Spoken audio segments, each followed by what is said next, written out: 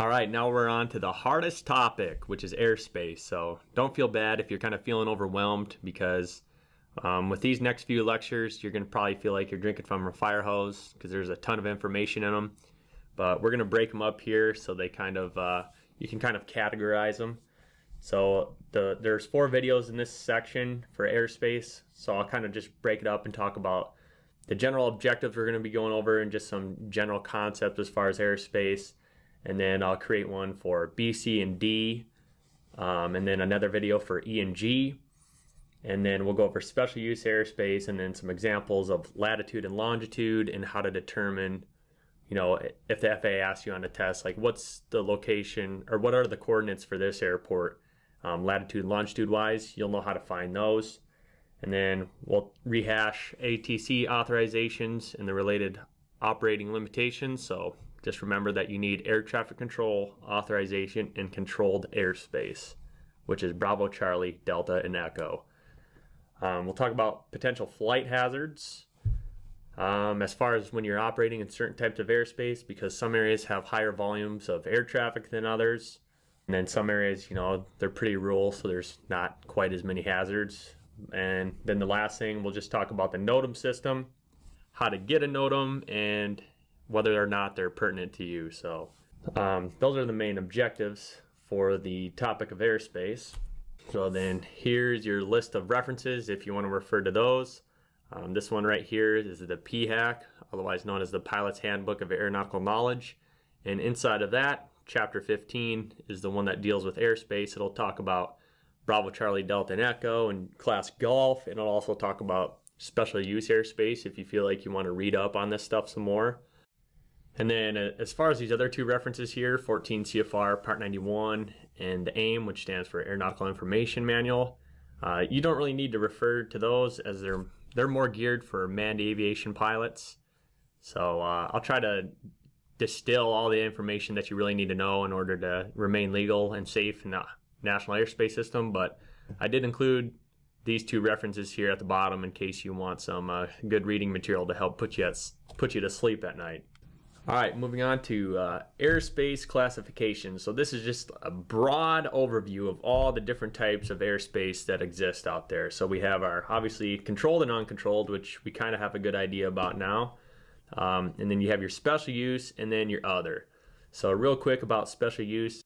So just because you're inside special use airspace, there's many different types. So it doesn't necessarily mean you can or cannot fly. It just kind of depends on what type it is. So there's several different kinds. There's MOAs, military operation areas. There's alert areas, warning areas, restricted, prohibited, controlled firing areas, and national security areas. I can tell you right now that the only 2 you really need to worry about are prohibited and restricted, because those 2, well, prohibited you can't fly in at all. Restricted, you need permission to fly in. But we'll look at some examples because they don't necessarily always exist at the surface. Sometimes they're at 5,000 feet above the ground, so you might be underneath a restricted area, but towards the surface where we're going to be flying at or below 400 feet AGL, we're underneath of it, so we can fly even though the restricted area is right above us and things like that. So we'll go over a lot of examples in the special use airspace video, but for now I just kind of wanted to give you an idea of the different types of special use airspace that exist. And then as far as this other section over here, you'll see things on the sectional that kind of looks like airspace, but it's not. So a lot of these you can just kind of ignore them when you see them on the sectional chart because they're mainly having to do with different types of navigational equipment that's available for manned traffic or areas where air traffic control provides radar services for manned aircraft. So we'll go over these so you don't get them confused with B, C, D, or E or any of these other types of special use airspaces that we need to worry about. All right, so now that we have a broad understanding of all the different types of airspace classifications that exist, we'll kind of focus back in here with the classes of airspace B, C, D, and E, and G.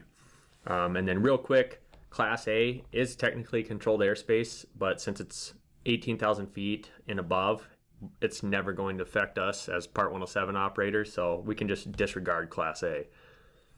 And then also before we begin, just want to talk about the two different types of altitudes that these airspace classes use. So they use AGL and MSL. AGL stands for above ground level, so hopefully that's pretty self-explanatory. MSL stands for the mean sea level. So the average sea level is where from all the measurements are made for certain classes of airspace. Another way you can think about MSL altitude is elevation, in terms of elevation. So one quick example I'll give is, so say the Rocky Mountains are 10,000 feet tall and you set your drone on top of a peak. Well, you're at 0 feet AGL, but you're 10,000 feet MSL. So hopefully that makes sense when talking about these two different types of altitudes that we use to measure airspace shelves. So let's get into it here. We'll start with Class G. So as we hopefully know by now, Class G is uncontrolled airspace, so we don't need air traffic control authorization before we launch our drone inside of here. And then another thing to just kind of notice is that Class G lives really close to the surface. So it usually lives at the surface and up to, but not including 1,200 feet AGL. So another way you could say it is 1,199 feet AGL. But sometimes it goes down to 700 feet for its ceiling.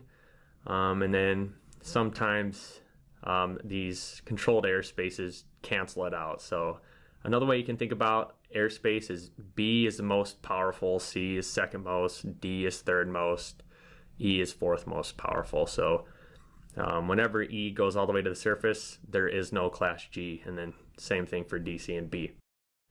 So, and then also one other thing to note is the concept of floors and ceilings. So a floor is the lowest altitude that an airspace, a specific class of airspace exists. So if we look at this Class G right here, its floor would be the surface, so 0 feet AGL. And then its ceiling would either be 699 feet AGL or 1,199 feet AGL. So floors and ceilings, keep that in mind, because if you notice that this Class B airspace right here, it kind of looks like an upside down wedding cake, and it has these different shelves, these different layers of the cake.